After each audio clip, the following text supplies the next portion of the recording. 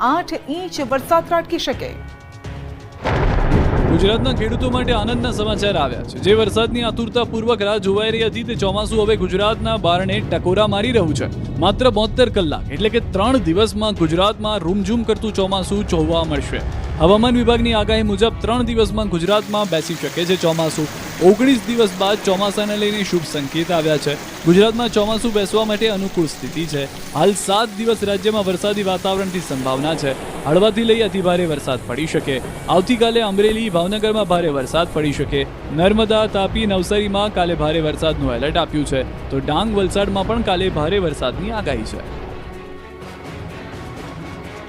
તો અમરેલીમાં બપોર બાદ ઝમાઝમ વરસાદનું આગમન થયું અને કેટલાક વિસ્તારોમાં તો ખાસ કરીને ગ્રામ્ય વિસ્તારોમાં રસ્તા વચ્ચેથી પાણી વહેતા થયા હતા।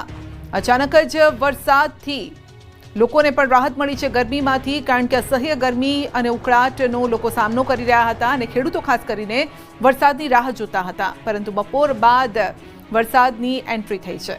ગોંડલમાં ફરી વરસાદી માહોલ જામ્યો છે। પવન સાથે ધોધમાર વરસાદ વરસ્યો છે। Marketing yard, bus station, railway station, jail Chowk, Mandvi Chowk સહિતના વિસ્તારોમાં વરસાદ વરસ્યો।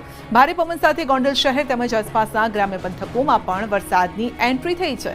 તો સાંજ પડતા ઝમાઝમ વરસાદની એન્ટ્રી થઈ છે।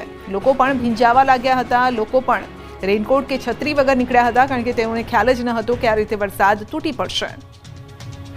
તો રાજકોટ શહેરમાં પણ ગાજવીજ સાથે ધોધમાર વરસાદ। શહેરના Paras society, Nirmala road, Kotecha road સહિતના વિસ્તારોમાં વરસાદ છે।